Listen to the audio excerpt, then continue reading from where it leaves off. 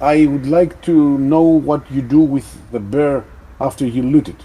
I will turn towards Vin and say, maybe we should share some of that food with the village people. I think they could use it. Keep some for ourselves, of course. I thought you'd want to share it between us. Well, we'll take the sizable portion, of course. Klopp could use some food as well. I'll be honest with you, I don't know how much you've been on the road in your life, but for me, when I get my hands on food, I tend to keep it. Well, I understand that.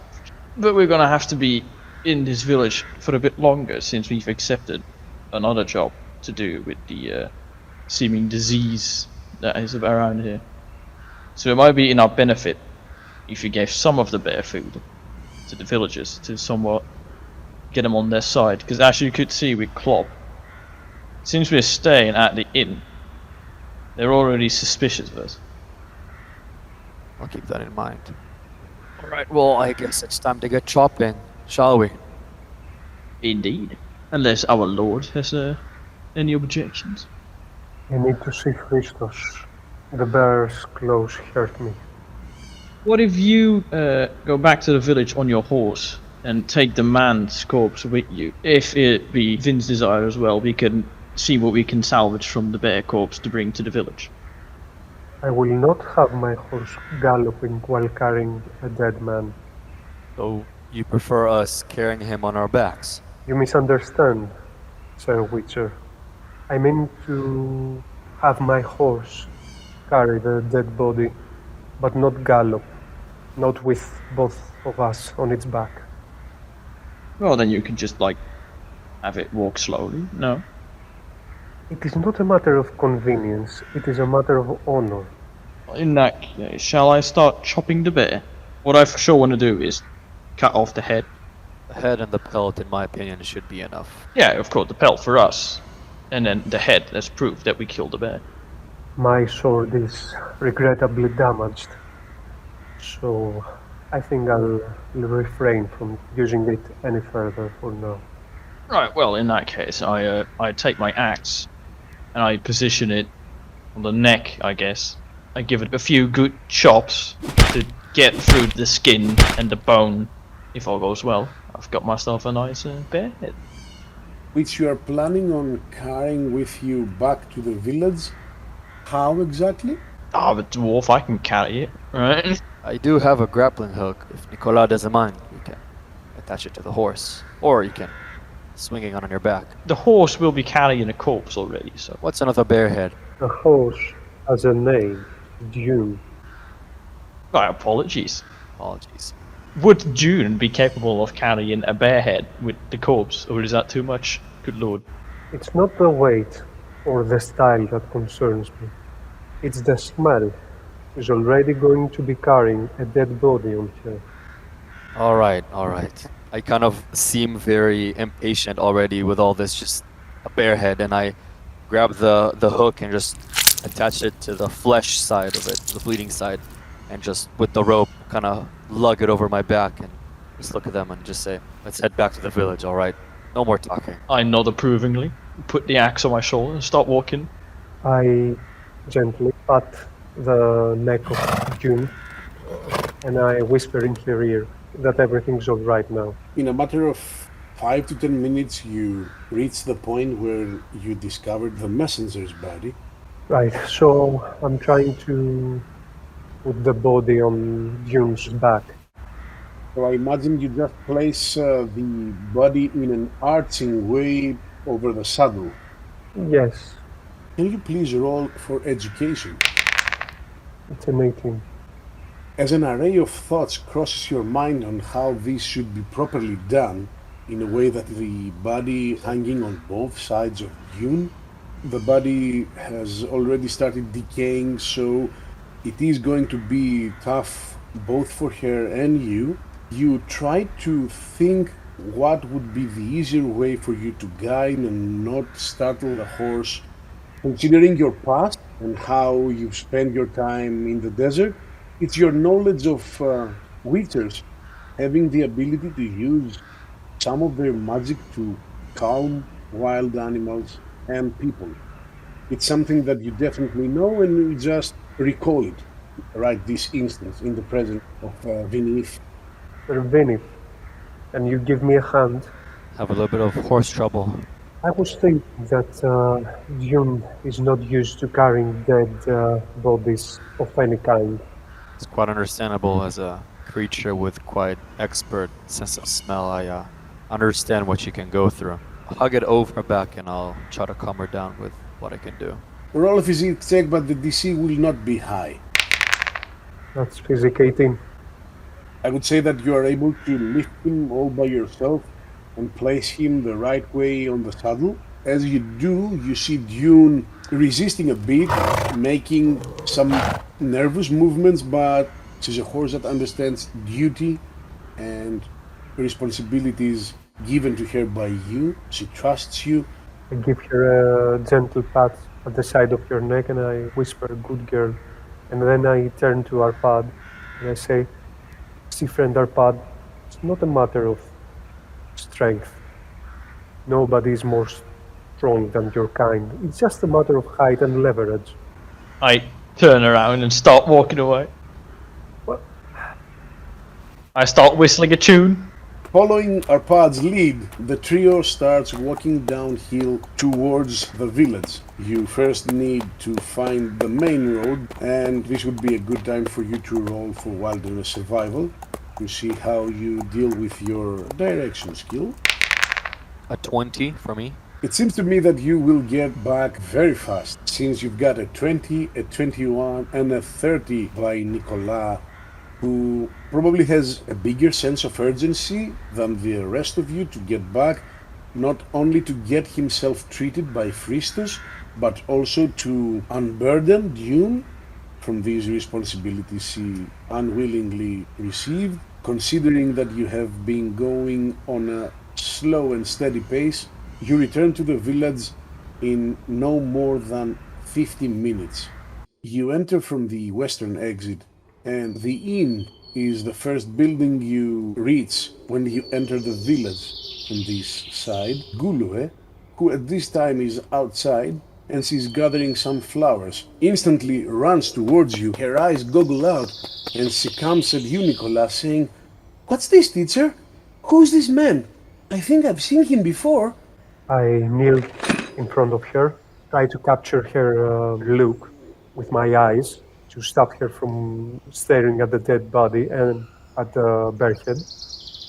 "Now, little one, go fetch your father and remain there." She runs inside the inn, and in a matter of minutes, Matos comes out, looks at you, and then sees the man on top of the horse and says, "So that's why help never came. Where did you find him, good sirs?" Almost an hour away from the village, due west. This is what got him, and I point at the bearhead. "You got the bear. This will make the people of the village very happy." First things first, Matos. Did this man have a name? Did he have a family around here? He's from the village of Fano. Good lad. Strong lad. Matos, we found your note, your letter. I think this should be enough to clear your name about your feelings towards the village and the rest of the villagers. You're a good man, and I will vouch for you. Sir Knight, you don't know what your words mean to me right now. I thought that you didn't trust me. It seems that I've been wrong again.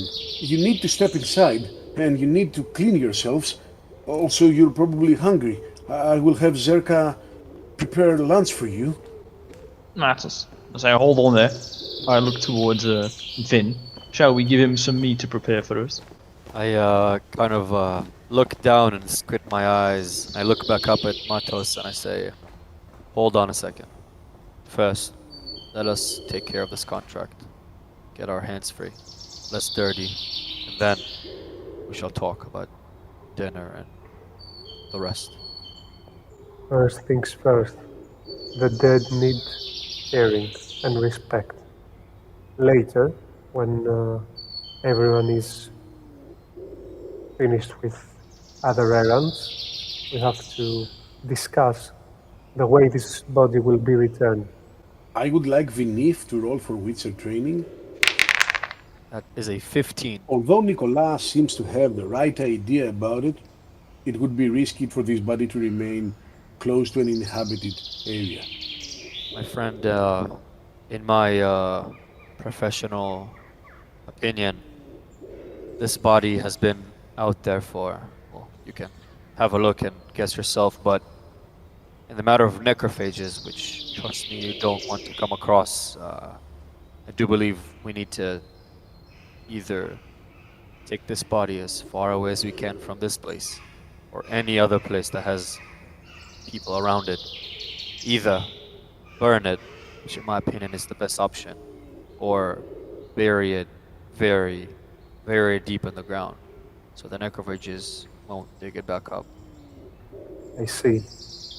But this young man doesn't deserve to be burned or be thrown far from civilization. This is not right. But putting these people into more danger is even worse. If we are to burn it, I would agree if, and I turn to Matos, if there is a handyman who could create a wood engraving, something that indicates that this young man died doing his job, trying to help jealousy and its people. If I need to pay for it, I will. Oh, yes, good sir. I believe that Vrachen is very capable of taking care of what you say. He looks left and right, not suspiciously, but I would say nervous. Vrachen is Jules' father, the boy I told you about yesterday. Your name will be cleared as soon as possible. I really hope so. After all, we are 5 families left here. It's not appropriate for us to be divided out of, ironically, jealousy. Do you have oil? Got as much oil as you can ask, of course. Let us hurry. Where should I take the body? Your best bet would be the well just outside the village. I'll take the body there, but please, tend to my horse. Yes, leave here with me. We're going to be fine together. You see that he caresses her in a way that shows a man capable of handling animals? Lets her smell his hand before he even touches her. I put my palm on Nicolas' upper back. Trust me, my friend. You're doing the right thing by getting rid of this body.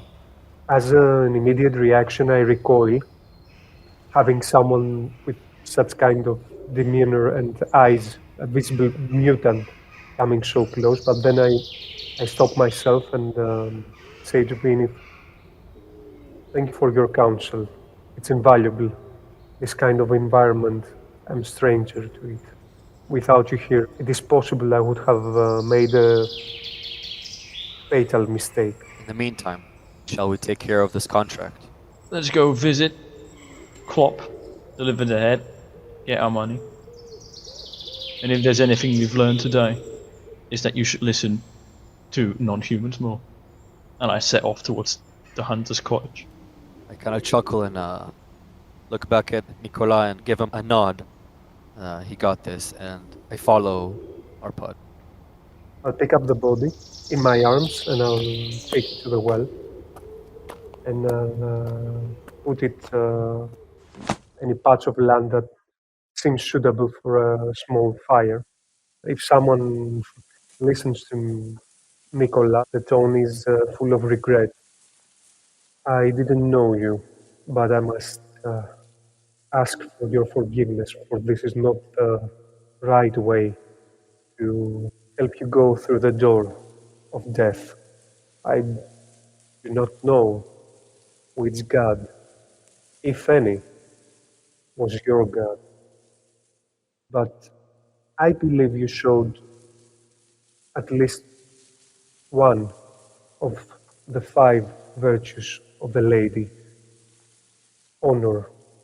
I do not know if you were wise enough to use the safe paths of the forest or generous enough to offer a discount to Matos. I do not know if you were valiant when you met that great beast. I don't even know if compassion drove you to that quest to find help.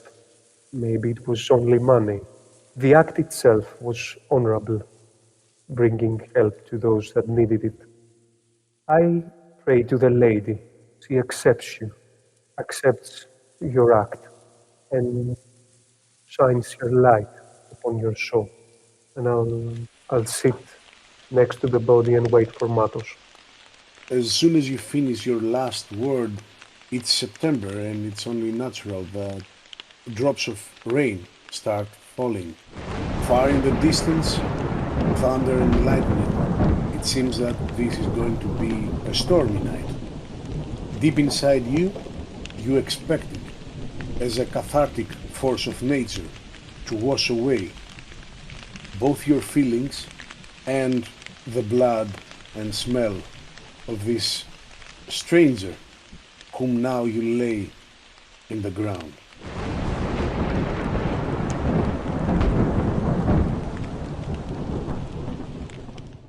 So Vinyff and Arpad take the bear's head to Klopp's. I am walking with Vin, because he got the head. And we arrive at a cottage. There's still salt around the cottage. Come to think of it, you're only away for 2.5 hours. No, right, yeah, of course, still is salt. Give the door a good knock. Stand back and wait for the door to open.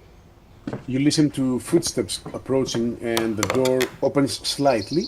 Klopp's head protruding, looking at you.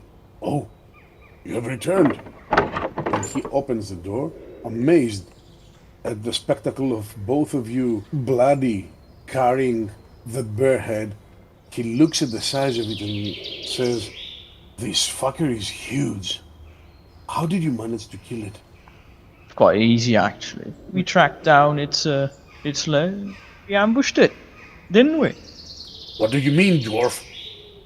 What do you mean it was quite easy? Only looking at the size of a head, not thinking of how many people it has already killed? This isn't easy. This is a fucking hero's work. I shan't deny that it was a quite heroic affair.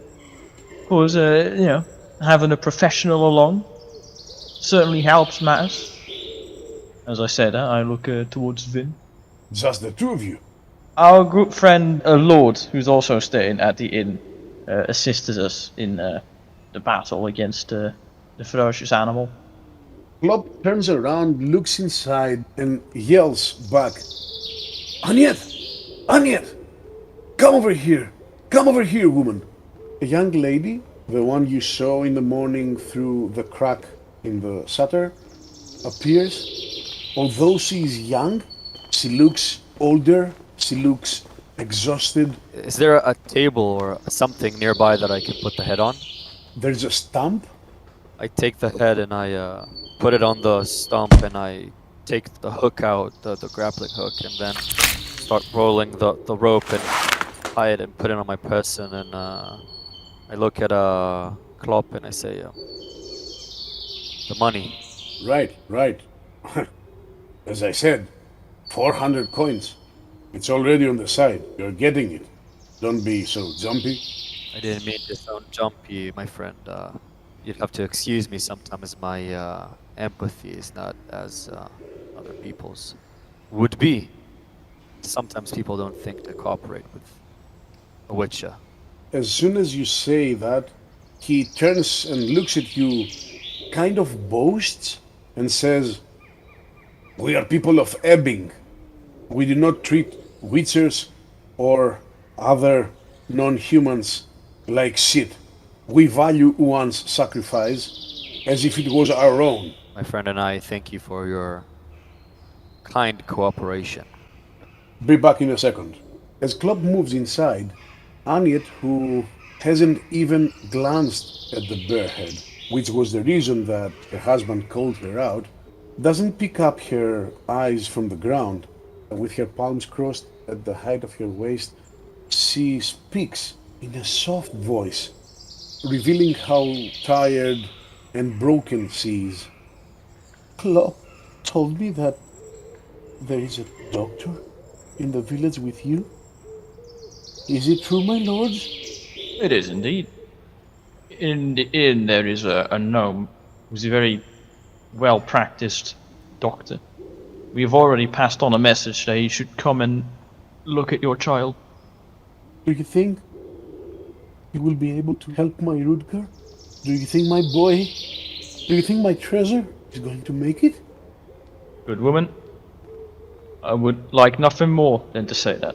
Alas, I am not a doctor, so I will not give you any false hope. She sniffs as you say that, and uses her fingers to clear her eyes that have already started watering. I turn towards Finn and I quietly say, should we maybe give him some of the bear meat? I kind of sigh. I open my satchel, give about 6 pieces of raw meat to the family. Just put it next to the bear head and not say a word. She opens her eyes, looks at you and says, my lords, what's this for? Is this for us? Is this for Rudger? I look at Finn. He looks at me and I look at him. As speechless as I am, I kind of tried to hint at him. This is indeed for you. The bear had plenty of meat to give us, and since your village has suffered a lot at the hands of this beast, we thought it only fair that you might share a bit in the bounty of it. As you finish your sentence, Klopp steps out of the house and looks at the meat, comes closer and presents a pouch, a big pouch. As he extends his arm towards the Witcher, he says, these are the coins of the contract, 400. How much for the meat? I grab the bottom of the pouch. I keep my hand out as it is, and I look at Arpad and I say, "How much for the meat?" I start walking away and say, just accept it. All right. I look at Klopp. You heard the man. Oh, sorry, the dwarf. And I take the money and I walk towards Arpad. As Finn joins me walking away, I quietly say, humans don't understand basic kindness.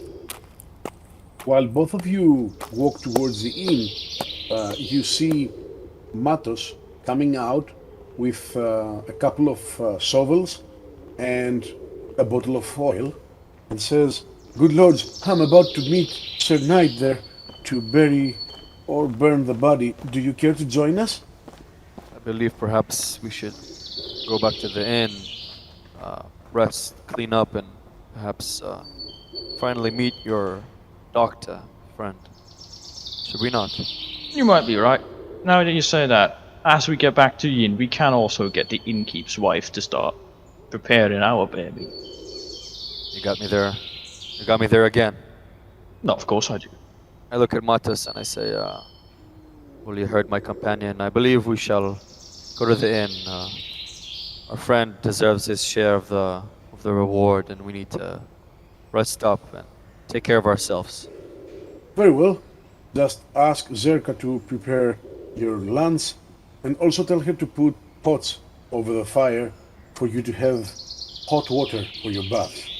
Before he leaves, I kind of grab him by the arm and I say, I do hope that the path you chose to take was to burn the body, but if you still are going to bury it, make sure, no matter how tired you get, to dig as deep as you can. Trust me, you don't want to come running to me about necrophages. He kind of shivers and says, I'll keep that in mind, sir. I will tell Sir Nicolas about it. I will definitely do. Now, let me be on my way. And he moves out. Nicolas, as you are seated next to the unfortunate messenger's body, you see Matos approaching. Good lord, I brought the oil you asked for, and I brought me shovels with me. I saw your companions getting back to the inn. They said they were hungry and they needed to clean themselves up. But the Witcher, what a spooky fellow. He told me that if we plan on burying the body, we should go as deep as we can, even further deep. No, we are not burying the body, we are burning it.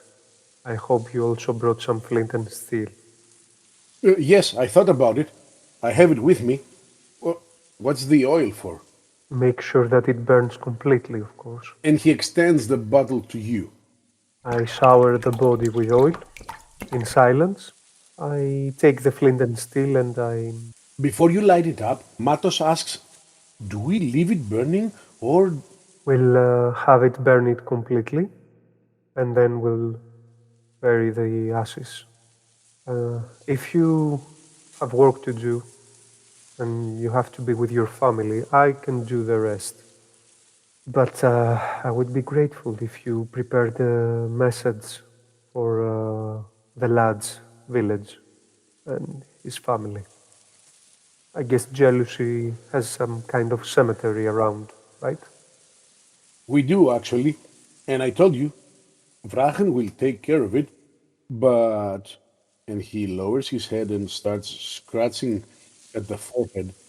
I don't know how to write. That's why I paid Stead here to write the letter and deliver it. Don't worry, my friend. Me and your daughter, we will prepare the letter together. She already knows how to write? No, she is getting there. But it is going to be good practice for her, with my help and my guidance. When you say that, he places the shovel vertically on the ground and looks at you.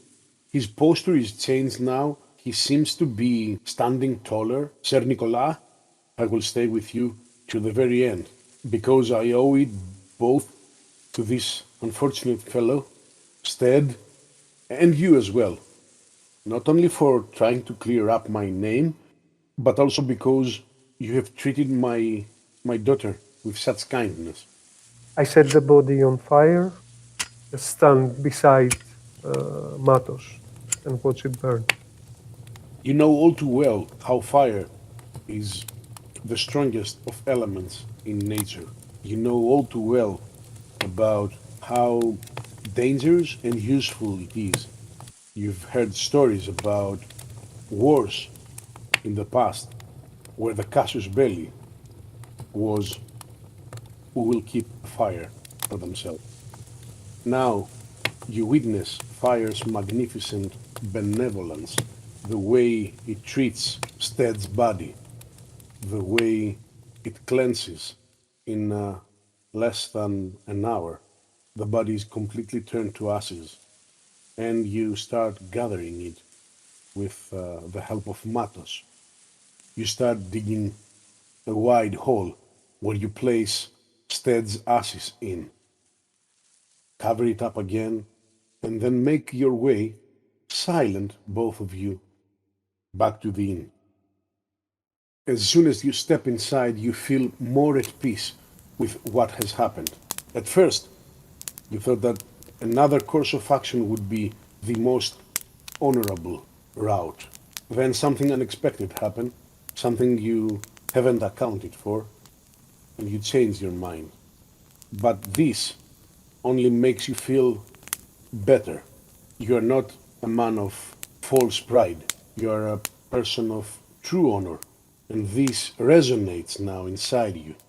Even going further as to create the foundations of trust between you and the Witcher.